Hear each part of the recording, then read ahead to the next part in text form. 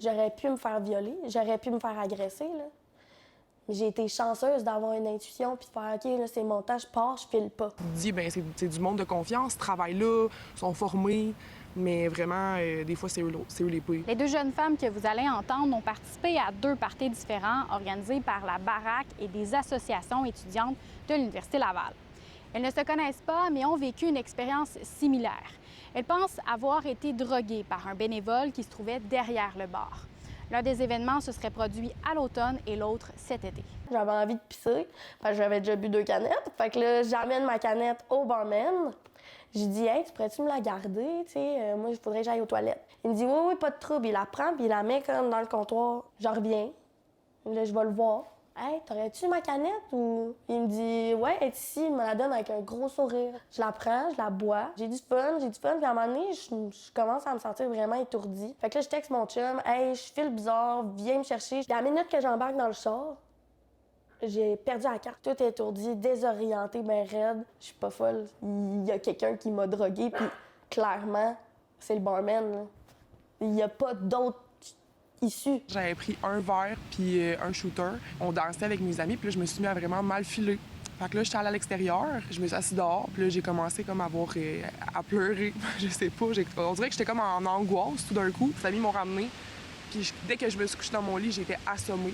Est-ce que tu as quitté ton verre des yeux dans la soirée? Tu sais, quand je dansais, je l'avais tout le temps dans mes mains. Je l'ai jamais déposé sur un comptoir, ça, je suis sûre. Selon la jeune femme, les seules autres personnes qui auraient eu contact direct avec ses consommations, c'est les gens qui l'ont servi. J'ai pas porté plainte, mais j'ai mis une vidéo sur TikTok. J'ai une fille qui m'a dit « On se l'est fait dire que ça droguait là-bas, fais attention ». Une autre fille aussi qui m'a écrit pour me dire j'étais allée là cet automne avec 5 amis, 5 de mes amies de filles, puis on est 3 à s'être fait droguer par les barmen aussi. Qu'est-ce que ça fait là, de savoir que d'autres filles qui lèvent la main et disent « Moi aussi, ça m'est arrivé ». Bien, ça me surprend pas, là. Je trouve ça vraiment plate. Déjà, le party que je parle, j'avais eu des échos comme quoi j'avais pas été la seule à qui c'est arrivé. Est-ce que tu penses qu'il y aurait peut-être un manque au niveau de la sécurité, de qui on place derrière le bar?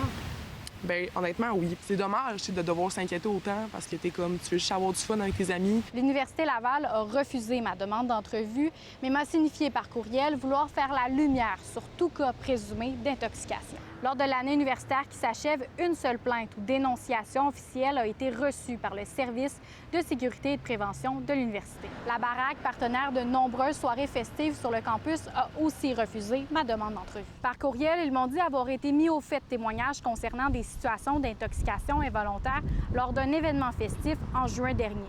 Elle dit n'avoir aucune information en lien avec des incidents qui se seraient déroulés à l'automne.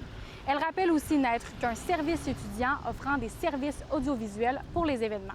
L'Association des étudiants de sciences et génie a aussi répondu à ma demande d'entrevue par courriel. Elle m'a informé qu'une enquête interne est menée présentement et que plusieurs mesures ont été ajoutées pour renforcer davantage la sensibilisation aux intoxications involontaires. À Sainte-Foy, Frédéric Bacon pour Nouveau Info.